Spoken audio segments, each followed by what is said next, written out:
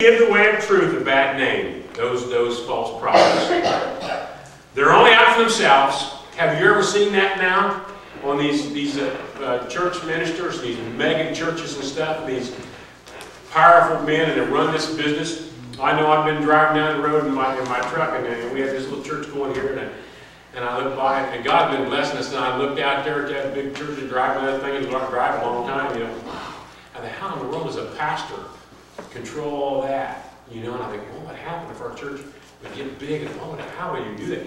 And just Jesus, just as nice as sweetest man in the history of the world, just whispered in my ears, Tim, you're not going to have to worry about that. I appreciate that. It's no problem. That won't be my concern. Okay? And so it's fine. You know, we all have our place in life, and it's not mine. And so I need to take no offense to it. I know he knew what was best for me. A lot of times we think we can be a hot shot in something and it'll just be our destruction. A lot of those ministers make it to the top and have these mammoth things. They fall so hard. Oh, leave me a poor little pitiful person away from everybody. Don't let me do something like that. Yeah. That's always my biggest prayer when I pray. God, don't let me say something to somebody that might cost their soul eternity. Don't let me do that. Anyway, they out for themselves, only for themselves. They say anything and that sounds good to exploit you. They do. They won't, of course, get by with it. They'll come to an end. Listen, see if this sounds familiar. God decreed destruction for the cities of Sodom and Gomorrah. A mound of ashes was all that was left. Grim warning to anyone bent on an ungodly life. God especially insists against the teachers who live by lust and addicted to a filthy existence. I'm going to tell you something I just read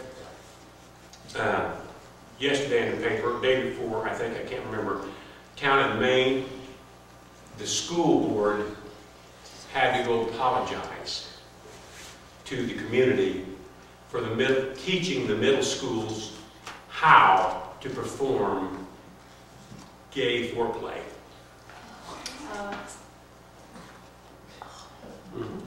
I'm just saying. Middle school. This is this nation.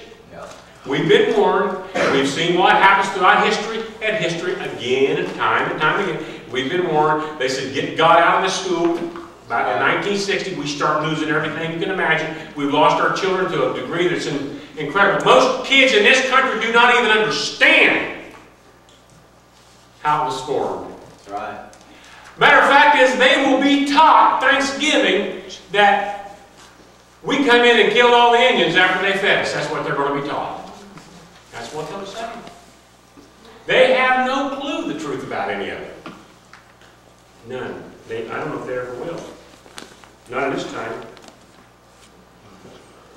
God is especially incensed against those teachers. They despise interference from true authority, preferring to indulge themselves in self-rule. You know what? Even our churches come up with their own set of commandments. Right. I thought a few of them I'd like to put in. But Rose says no.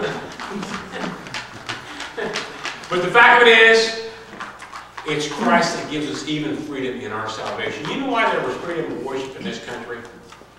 You think it's because the government necessarily couldn't make you be a Christian or non-Christian? Actually, nobody ever questioned, ever, even up to the last 50 years ago, you know it was still illegal to run. You couldn't run for a senator in the state of Virginia unless you was a born-again Christian. That was in their books. There was never any question who our Savior was and how our nation was founded. There was never any question. But the reason why they didn't want any organization or any government saying how you have to worship, not that you didn't have to worship, is how you can worship. We complain about, boy, that church over there doesn't like this, and boy, these guys are going to the bad place because they don't look like that. No, Christ gives us freedom to worship in spirit and truth the way that He designed us to worship. We're all a little bit different. That's easy to spot, isn't it? We all do things and say things a little bit different than anybody else. It doesn't matter. God gave us the freedom of worship. Folks, I am excited today because it looks like all arrows are pointing to this period of time. But you know what? Whether it is or it isn't, it should have 1 ounce effect on us if we're truly born-again Christians. because we are still in the battle, we're still in the Christian army. Our job is not to necessarily save our nation, which I love our nation.